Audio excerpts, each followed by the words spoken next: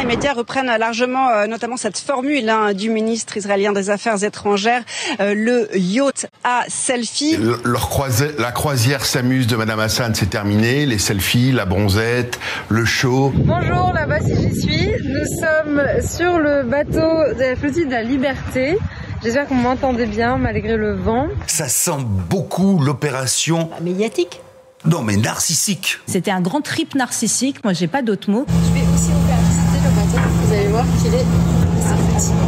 Je veux dire, excusez-moi, c'est plutôt les aventures de Dora l'exploratrice là, à laquelle on a assisté. Et tout ça entre un tuto cuisine, 2 selfies et 3 conseils fashion kéfier. Je suis à la cuisine moi ce soir.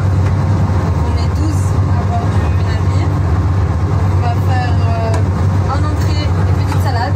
Avec baignade, chansons, regardez comment on cuisine, on se baigne, on serre les drapeaux, on fait des photos. Et elle utilise donc toutes les bouffonneries, parce que, pardon, c'est une bouffonnerie. Bonjour à toutes et à tous, je suis avec Anis Hamdi de Blast. Greta Thunberg et Rima Hassan en mode sprint break sur la Méditerranée. Que Rima Hassan se montre dans ce miroir et dise, en gros, miroir, miroir, dis-moi qui est la plus belle. On dirait que Rima Hassan, elle est là pour nous vendre des rouges à lèvres. On a veillé à beaucoup communiquer parce qu'on sait très bien que, justement, la couverture médiatique qui est faite, elle nous permet d'avancer en sécurité. On ne peut pas faire des coups de com'. On ne peut pas faire, au fond, du tourisme sur la misère. Ça a détourné les caméras des gens de Gaza qui souffrent. On l'appelle la flottille de la Liberté, le bateau de Rima Hassan et Greta Thunberg, ou encore de son vrai nom, Madeleine. Madeleine, c'est donc un mot qu'on prononce et entend tous les jours, et c'est aussi une personne.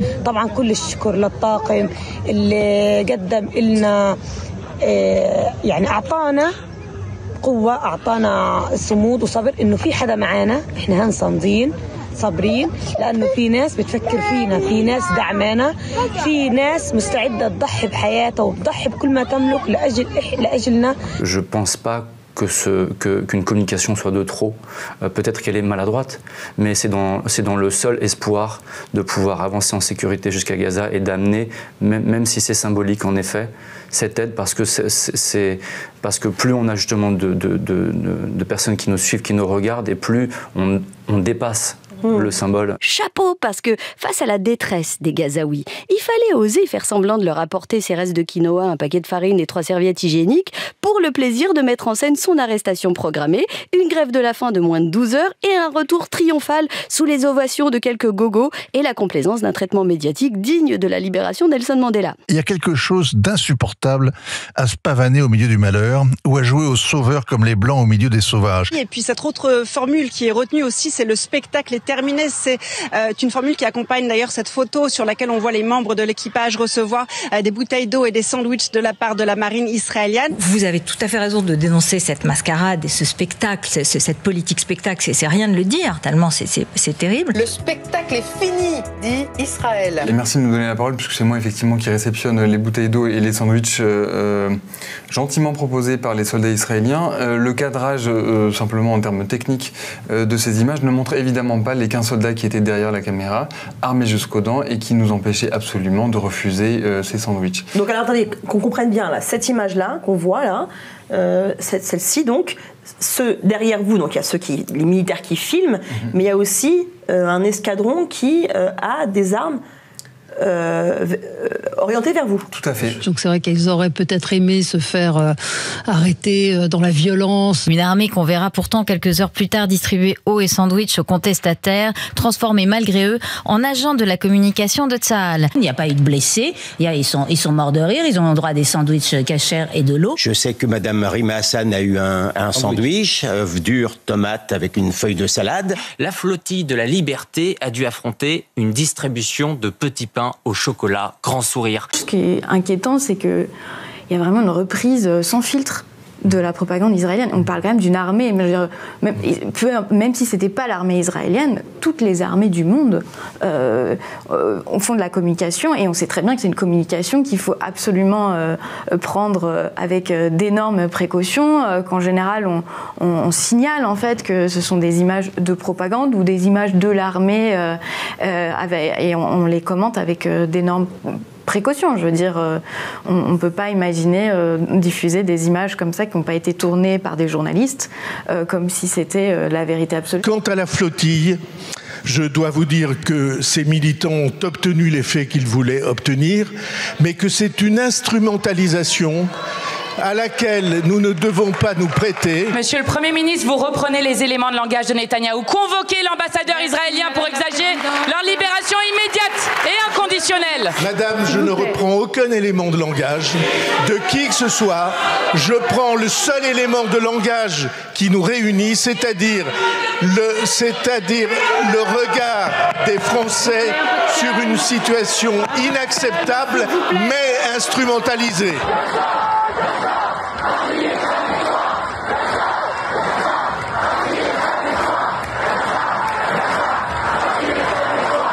Ce qui se passe en France, c'est que sur un même territoire qui est le territoire français, nous avons en réalité deux peuples. Il y a le peuple français d'identité française et assimilé, et il y a le peuple islamo-gauchiste.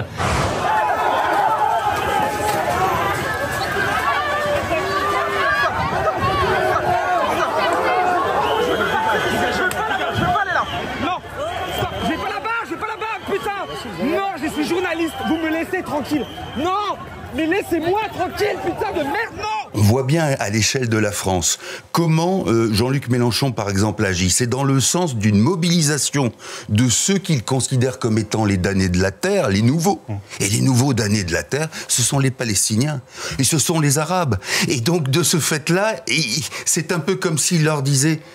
Restez malheureux, s'il vous plaît, parce que si vous étiez par hasard heureux, ou si vous attendiez, ou si vous obteniez une solution, nous, on n'aurait plus de pied-taille.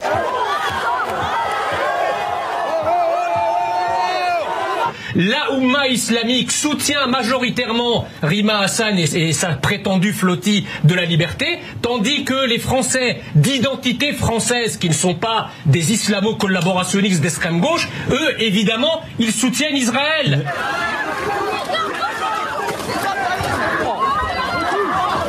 Il y aura toujours en Occident des individus pour regarder les mollahs avec les yeux de l'amour. Il ne reste plus qu'à savoir si c'est réciproque. LFI ne fait qu'une chose depuis le début, c'est construire son histoire politique sur ce qui se passe là. Où êtes-vous? Où est la France?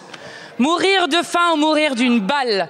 Avez-vous vu les images insoutenables des Palestiniens abattus par l'armée israélienne alors qu'ils venaient juste chercher de l'aide alimentaire? Par milliers, ils se ruent sur un centre de distribution de vivres à Gaza. Des hommes, des femmes, des enfants affamés qui courent et enjambent des barrières arrachées avec pour objectif de récupérer l'un de ces cartons. Le plan a été élaboré par la Gaza Humanitarian Foundation, une organisation spécialement créée en janvier pour repenser la livraison de nourriture à Gaza. Cette organisation privée, soutenue par les États-Unis et Israël, est en effet mise en cause depuis que ce mardi, une trentaine de personnes qui attendaient de l'aide à Rafah ont été tuées par des tirs au moment où, selon la défense civile, des soldats israéliens ouvraient le feu sur les Palestiniens présents sur place. C'est inacceptable. Des civils risquent leur vie et dans plusieurs cas la perdent, simplement en essayant de se procurer de la nourriture. Mais l'armée israélienne a changé de version de jour en jour, d'heure en heure. D'abord c'était c'est une fake news, ensuite c'était c'est le Hamas évidemment, et puis finalement c'était des tirs de sommation pour enfin dire ok mais c'était en fait des suspects, et pour finir par ok mais le bilan est vraiment exagéré. Israël n'a pas mis fin à l'aide humanitaire définitivement à Gaza, elle a fait une pause pour réorganiser cette aide de façon à ce que l'aide arrive aux populations gazaouis et pas directement au Hamas et à ses tunnels. On peut se demander si l'ONU se soucie réellement de fournir de l'aide à la population de Gaza ou si elle se concentre davantage sur l'approvisionnement du Hamas et de sa machine de guerre. Où êtes-vous? Que dites-vous? Combien de crimes encore allez-vous laisser commettre avant de prendre enfin des sanctions contre l'extrême droite de Netanyahou? Les manuels d'histoire, s'il y en a encore dans 50 ans, et si ils sont encore un peu capables d'objectivité, reconnaîtront que ceux qui ont pris la mesure de ce qui se passait en France, dans le champ, dans l'offre politique française, c'est les insoumis. L'histoire les honorera. Gloire à la flottille de la liberté, gloire à Rima Hassan, gloire aux dockers de Marseille, gloire au peuple du monde qui se mobilise pour le peuple palestinien. Ou comment souffler chaque jour davantage sur les braises de la division. Madame Rima Hassan ne devrait pas être rapatriée en France parce qu'elle n'a rien de française.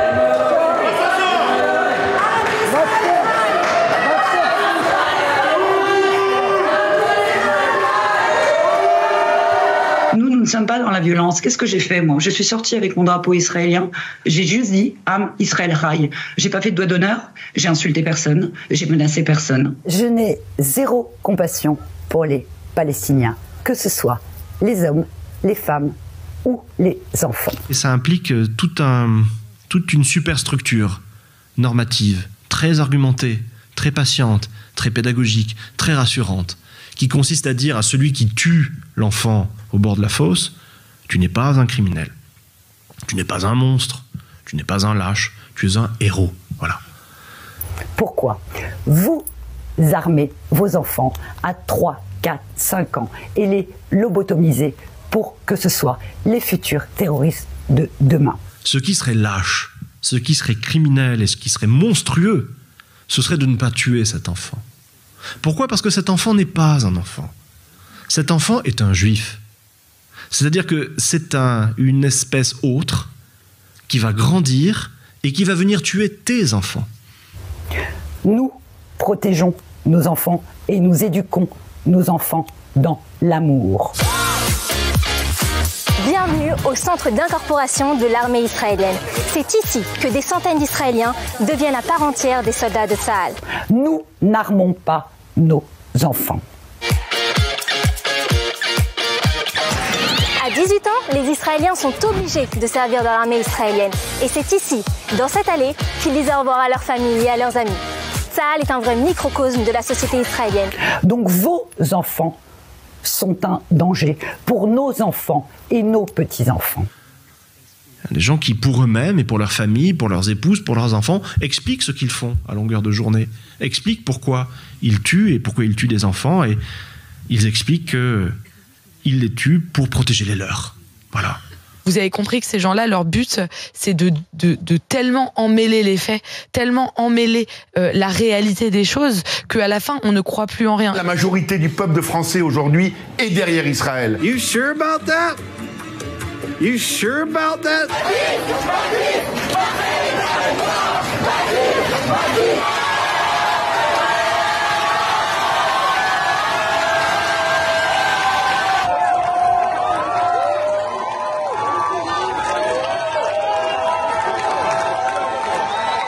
C'est du vent, c'est du pipeau, c'est du m'as-tu vu?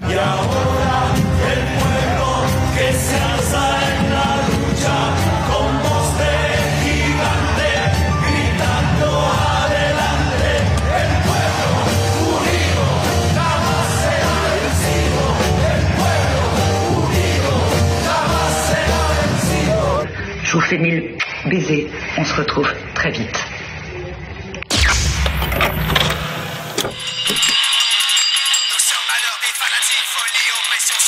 Nous sommes dans un état de jungle et partout c'est la loi du flingue.